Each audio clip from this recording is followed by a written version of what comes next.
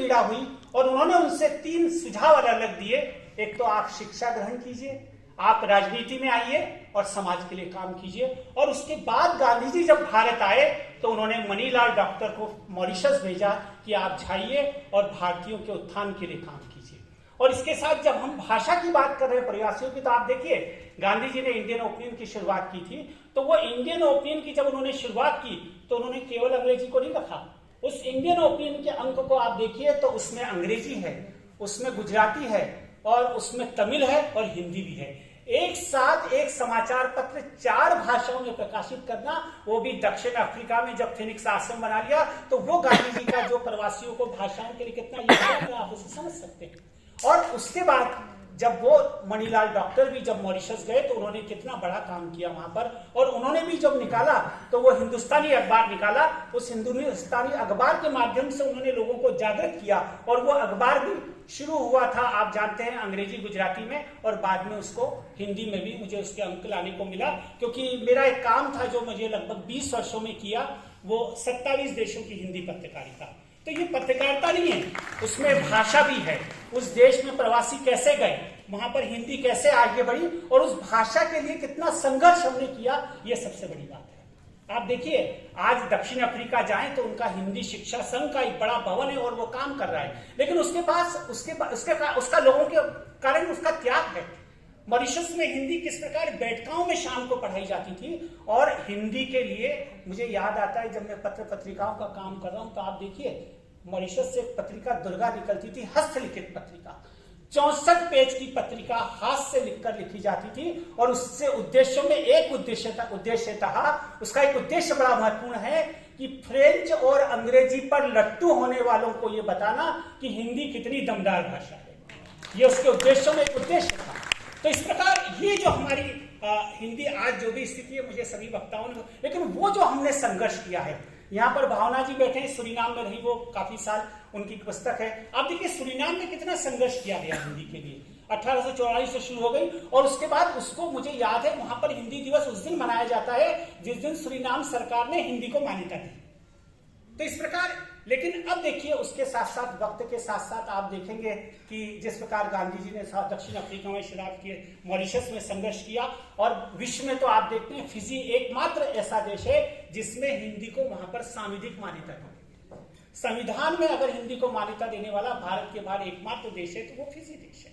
और फिजी में हिंदी के लिए कितना कार्य हुआ आप देखें। शांतिदूत एक समाचार पत्र मिला, एक समाचार पत्र का 85 वर्ष तक प्रकाशित होना कितनी बड़ी बात है। 1935 में शुरू हुआ और 2020 तक समाप्त हुआ। राकेश पांडे जी बैठे, उन्होंने प्रवासियों पर बहुत काम किया, वो जहां हम लोग कई देशों में साथ में गए। तो निश्चित रूप से ये जो हिंदी का संघर्ष हुआ है, लेकिन वो संघर्ष हमें अभी बहुत शिथिल दिखाई देता है, जिसकी बात हमारे वक्ताओं ने कही। मैं अभी पिछले दिनों मई में 30 मई 2025 को जब त्रिनिदाद में भारतीयों के आगमन के 180 साल का बड़ा समारोह हुआ, उससे मुझे जाने का अवसर मिला। तो मैंने त्रिनिदाद में जाकर देखा कि वहां पर त्रिनिदाद में सब कुछ हो रहा है। वहां पर हिंदुस्तानी नृत्य हो रहे हैं, वहां पर हिंदुस्तानी संगीत बजाया जा रहा है, लेकिन हिंदी बोलने वाला कोई नहीं, बोलने वाले बहुत कम हो गए। वहां पर चटनी संगीत की आप बात की तो उसमें भोजपुरी, अफ्रीकन, अंग्रेजी सबका मिक्स होकर वो संगीत विकसित हो गया। और वहां पर हालांकि त्रिनिदाद सरकार करीबन 40 स्कूलों में हिंदी शिक्षक के माध्यम से पढ़ाई जा रही है, लेकिन वहां 10 हिंदी शिक्षक, 30 हिंदी शिक्षक है, 10 हिंदी शिक्षक और नहीं मिल रहे, जबकि सरकार ने वहां पर ग्रांट दे दी है। तो वो जो स्थिति है हमारी धीरे धीरे।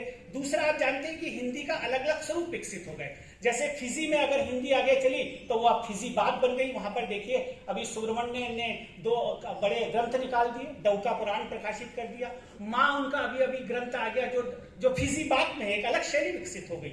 अगर आप दक्षिण अफ्रीका में देखें तो वो हिंदी की नैताली हिंदी वहां पर विकसित हो गई। अब सुरीनाम में तो सरनामी हिंदी हो गई, और सरनामी हिंदी की तो लिपि भी रोमन हो गई। सरकार ने तो लिपि को रोमन लिपि में लिखी जा रही है। तो इस प्रकार वो जो हिंदी का संघर्ष हमने 100 सालों में प्रवासियों ने जिसको स्थापित करने का काम किया है, वो संघर्ष अब बहुत शिथिल होता जा रहा है। क्योंकि जैसा कि अभी हमारे भाई जी ने कहा कि वो पीढ़ी, मैंने देखा अभी वहां पर, मैं कनाडा गया तो कनाडा में जो मित्र हैं वो हिंदी बोल रहे हैं, उनकी पुत्री भी थोड़ी हिंदी बोल रही है, लेकिन उन पुत्री की पुत्री जो नाती ने वो बिल्कुल हिंदी नहीं बोल पाई। यही हाल अन्य देशों का है।